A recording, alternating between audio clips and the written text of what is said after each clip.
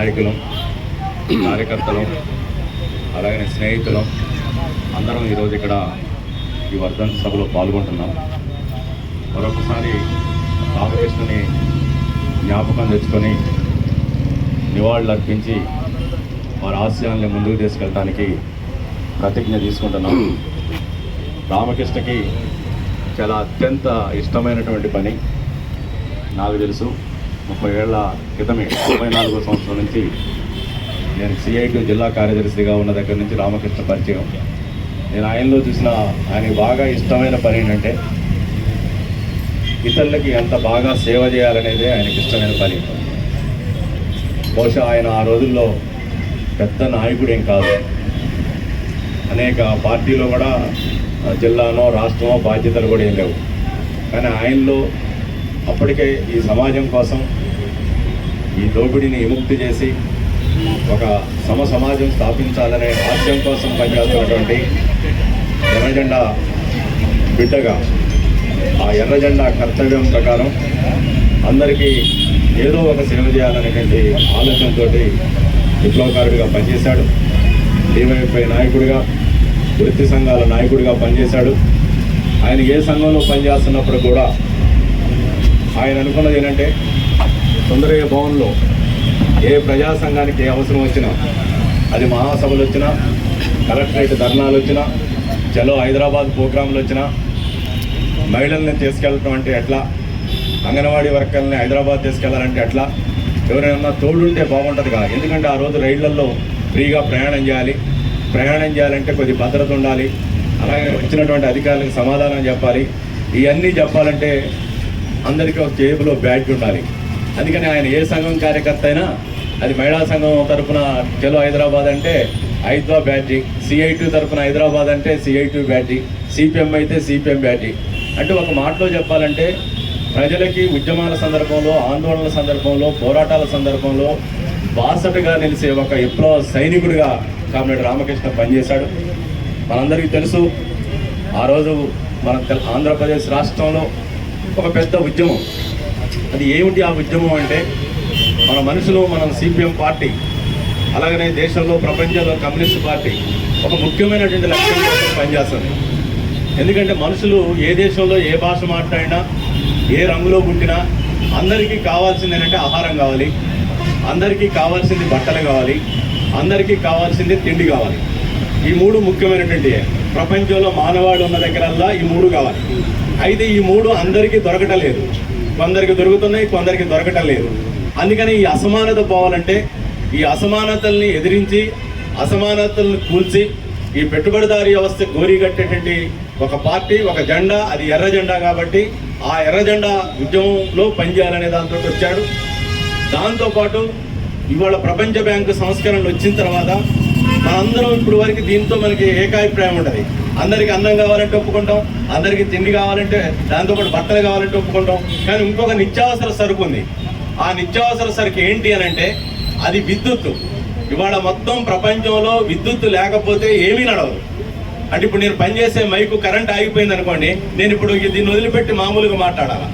అలాగనే కరెంట్ అనేటువంటిది అది పరిశ్రమకైనా, అది వ్యవసాయ రంగానికైనా, అది ఇంట్లో అయినా అది ఒక నిత్యావసర సరుకుగా మారింది. ఎప్పుడైతే ఒక నిత్యావసర సరుకుగా మారిందో దానికి మొత్తం డిమాండ్ ఎక్కువ ఉంటుంది. అందరూ దాన్ని కోరుకుంటారు. ఆ కోరుకున్నప్పుడు ఏమైందంటే అది ప్రభుత్వం చేతిలో ఉన్నప్పుడు ప్రజలకి చౌకగా అందడానికి అవకాశం ఉంటుంది. అది ప్రభుత్వం చేతిలో నుంచి అది ఏ పెట్టుబడిదారుడి చేతిలోకో, ఒక కార్పొరేట్ ప్రైవేట్ కంపెనీ చేతిలోకి వెళ్ళినప్పుడు దాని యొక్క డిమాండ్, దాని యొక్క రేటు విపరీతంగా పెరుగుతుంటుంది. అలాంటి సంస్కరణలు ఆంధ్రప్రదేశ్లో చంద్రబాబు నాయుడు ప్రభుత్వం విద్యుత్ సంస్కరణల పేరుతో తీసుకొచ్చి కరెంటు ఛార్జీలు పెంచింది. ఆ కరెంటు ఛార్జీలు పెరగడానికి వ్యతిరేకంగా ఉమ్మడి ఆంధ్రప్రదేశ్లో ఎర్రజెండాల నాయకత్వంలో ముఖ్యంగా CPM పార్టీ చొరవతోటి అన్ని కమ్యూనిస్ట్ పార్టీలు ఏకం చేసి ఒక ఐక్య కార్యాచరణ పోరాటం జరిగింది. దాంతోపాటు ఇతర పార్టీలు కూడా, బూర్జువా పార్టీలు కూడా ఈ పోరాటంలో పెద్ద భాగస్వామ్యమైనవి. ఆ రోజు చంద్రబాబు నాయుడు ప్రభుత్వం విద్యుత్ ఛార్జీలను తగ్గించడానికి ఎట్టి పరిస్థితుల్లో ససీమరా అంగీకరించలేదు. దీని మీద ఆంధ్రప్రదేశ్లో ఊరూరులో జరిగినటువంటి ఉద్యమం, దానికి ఒక కంక్లూజన్ ఇవ్వాలని హైదరాబాద్లో పెద్ద పోరాటం ఆగస్టు 28వ తారీఖు రోజున చలో హైదరాబాద్ పోరాటం జరిగింది.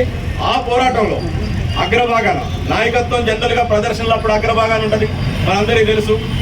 కానీ నాయకత్వం అగ్రభాగాన్ని ఉండే సందర్భంలో మరి ఆ రోజు పోరాటం మీద ఏం జరగబోతుంది, ఆ పోరాటం ఏ రూపంలో ప్రభుత్వం దాని మీద ట్రీట్ చేయబోతుంది అని అంటే అందరికీ తెలుసు.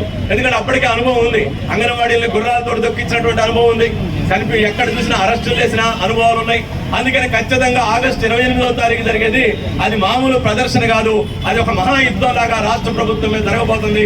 అప్పటికే ఎమ్మెల్యేలందరూ కూడా ఆమరణ నిరాహార దీక్ష చేస్తే సున్నో రాజయ్య గారు ఇలాంటి వాళ్ళందరినీ కూడా అరెస్టులు చేశారు. ఇక ఆ పోరాటాన్ని అణచడం కోసం ప్రభుత్వం ఊరుకుంటుంటే మన నాయకులు కార్యకర్తలు ప్లాన్ చేసుకున్నప్పుడు రామకృష్ణ గారు అడిగింది ఏంటంటే, ఈ పోరాటంలో నాకు ముందు స్థానం కావాలి.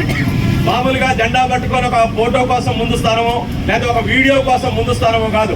అంటే ప్రభుత్వం దమనకాండ చేస్తే, ప్రభుత్వం అణిచివేత చర్యలు తీసుకుంటే, అలాంటి లాఠీ చార్జీలు జరిగితే అలాంటి దెబ్బ ముందు నా మీద తగలాలి, నేనుంటాను అనే పద్ధతుల్లో అంటే ఒక విప్లవ సైనికుడిగా ఆ రకంగా ముందు బాగా ఉన్నాడు. ఆ రోజు పోరాటంలో మనందరికీ తెలుసు, కాల్పులు జరిగినాయి, లాఠీ చార్జీలు జరిగినాయి. బాలస్వామి, విష్ణువర్ధన్ రెడ్డి అలాగే అనేక మంది వందలాది మంది కార్యకర్తలు తుపాకీ గుండె తగిలినాయి. అందులో మన రామకృష్ణ కూడా తగిలినాయి. తర్వాత సెప్టెంబర్ 8వ తారీఖు రోజున ఆయన చనిపోయాడు. మనందరికీ తెలుసు, చనిపోవటం కాదు, అమరుడయ్యాడు. ఆ అమరుడయ్యాడు. అందుకని అలాంటి ఒక విద్యుత్ పోరాటం ప్రపంచ చరిత్రలో, భారతదేశ చరిత్రలో తర్వాత వచ్చినటువంటి ప్రభుత్వాలు ఆ రోజు విద్యుత్ ఛార్జీలు తగ్గించలేదు చంద్రబాబు నాయుడు చనిపోయిన తర్వాత కూడా. కానీ తర్వాత ఆ ఉద్యమం యొక్క ప్రభావంతో తర్వాత వచ్చినటువంటి ప్రభుత్వాలు, ఆ ప్రభుత్వం కొట్టకపోయింది, ప్రజా నిరసనలో కొట్టకపోయింది. తర్వాత వచ్చినటువంటి ప్రభుత్వాలు కూడా విద్యుత్ ఛార్జీలు పెంచాలంటే ఆ ఉద్యమం యొక్క షాకు తోటి ఏ పాలకవర్గం కూడా సాహసం చేయలేదు. అది ఒక మాటలో చెప్పాలంటే బలిదానం, ప్రాణ బలిదానం యొక్క ఫలితాన్ని ఆంధ్రప్రదేశ్ ప్రజలందరూ కూడా అనుభవించారు. ఇవాళ మళ్ళీ 25 ఏళ్ళు అయింది. 25 ఏళ్ల తర్వాత ఇప్పుడు మళ్ళీ దేశంలో ఆ విద్యుత్తునే ఆయుధంగా చేసుకొని ఇవాళ విద్యుత్ డిస్ట్రిబ్యూషన్ కంపెనీలన్నింటినీ ప్రైవేటు పరం వేయడానికి నరేంద్ర మోడీ ప్రభుత్వం పార్లమెంటులో బిల్లు పెడితే ఆ బిల్లుకి వ్యతిరేకంగా ఉద్యమాలు జరుగుతున్నాయి. ఎంత పెద్ద పోరాటం అంటే ఇప్పటివరకు నరేంద్ర మోడీ ప్రభుత్వానికి కరెంట్ షాక్ లాగా తగులుతున్న ప్రభుత్వం పోరాటం, ఎలక్ట్రిసిటీ రంగంలో ఉన్న ఉద్యోగులు, ఆఫీసర్లు, ఇంజనీర్లు అందరూ కలిసి ఒక విశాల వేదిక మీద ఎక్కడ ప్రైవేటీకరణ జరిగితే అక్కడ పోరాటం చేస్తున్నారు. ఎన్నికొట్టారు, మహారాష్ట్రలో ఎన్నికొట్టారు, జమ్మూ కాశ్మీర్ లో కొట్టారు, పాండిచ్చేరిలో కొట్టారు. ఇప్పుడు పెద్ద పోరాటం జరుగుతుంది. అయితే పార్లమెంట్ లో బిల్లు ఆమోదం పొందలేదు. కానీ ఇప్పుడు దొడ్డిదారిన కేంద్ర బీజేపీ ప్రభుత్వం అన్ని రాష్ట్రాల్లో కూడా రాష్ట్ర ప్రభుత్వాల మీద ఒత్తిడి తీసుకొచ్చి స్మార్ట్ మీటర్లు పెట్టాలి అనే ప్రయత్నం చేస్తుంది. కొన్ని రాష్ట్రాల్లో స్మార్ట్ మీటర్లు పెడుతున్నారు. ఇక స్మార్ట్ మీటర్ అంటే ఏముండదు. స్మార్ట్ మీటర్ అంటే మన చేతిలో మొబైల్ ఫోన్ లాగానే. అంటే దానికి ఉదయం పూట 6 రూపాయలు ఉంటుంది యూనిట్, మధ్యాహ్నం 3 రూపాయలే ఉంటుంది. మళ్ళీ అందరం సాయంత్రం లైట్లు వేసుకున్నప్పుడు అది 15 రూపాయలు, 20 రూపాయలు కూడా యూనిట్ కావచ్చు. అంటే స్పెక్యులేషన్ బట్టి దాని రేట్ ఉంటుంది. ఇవాళ రాజస్థాన్ రాష్ట్రంలో విద్యుత్ మీటర్లు పెట్టిన తర్వాత, స్మార్ట్ మీటర్లు పెట్టిన తర్వాత ఒక్కొక్కరికి 35,000, 40,000 కరెంటు బిల్లు వస్తుంది ఇంట్లో వాడుకున్నందుకు. అంటే రాబోయేటువంటి కాలంలో ఈ విద్యుత్తుని ఇది ఒక సరుకులాగా మార్చి పెట్టుబడిదారుల యొక్క కోట్ల రూపాయలు గడించడం కోసం కేంద్రంలో ఉన్న బీజేపీ ప్రభుత్వం, కొన్ని రాష్ట్ర ప్రభుత్వాలు నిర్ణయం తీసుకున్నాయి. అందుకనే 25వ వర్ధంతి సందర్భంగా మనం కూడా ఒక శపథం తీసుకోవాలి. తెలంగాణ రాష్ట్రంలో కనుక ఇలాంటి ఆలోచన చేస్తే, ఇలాంటి చర్యలుగా పాల్పడితే మన రాష్ట్రంలో ఉన్నటువంటి ప్రజలందరం కూడా ఆ స్మార్ట్ మీటర్లను తగలబెట్టడానికి అవసరమైతే ఆ స్మార్ట్ మీటర్లకు వ్యతిరేకంగా పెద్ద పోరాటాన్ని కొనసాగించాలి. అందుకని విద్యుత్ రంగంలో పోరాటం అంటే అదొక మాత్ర పోరాటంగా మారాలి. మనకి మన పార్టీ సిపిఎం పార్టీ చెబుతుంది, ఇప్పటికే రాజస్థాన్ అలాంటి పోరాటానికి నాయకత్వం వహిస్తుంది, అన్ని ప్రజా సంఘాలను కలుపుకొని. అందుకని 25వ వర్ధంతి సందర్భంగా మళ్ళీ మనం శపథం తీసుకుందాం. ఏదైతే నయా ఉదారవాద విధానాల పేరుతోటి మన దేశ ప్రజల మీద పెద్ద ఎత్తున భాగాలేసే ప్రభుత్వ చర్యలకు వ్యతిరేకంగా ప్రతిఘటన చేయటం, ఆ విధానాలను ఓడించడమే కాబట్టి మనం రామకృష్ణకి ఇచ్చే నిజమైన నివాళి. అలాంటి నివాళులు అర్పించే దానికోసం ఈ రోజు అందరం అయ్యాం. మరొక్కసారి రామకృష్ణకి సిపిఎం పార్టీ కేంద్ర కమిటీ తరఫున విప్లవ జోహార్లు అర్పిస్తూ వారి ఆశయాల్ని ముందుకు తీసుకెళ్లే దానికోసం మనందరం ప్రతిజ్ఞ పూడదాం. జోహార్ కామ్రేడ్ రామకృష్ణ, జోహార్ కామ్రేడ్ రామకృష్ణ. సాధిస్తాం.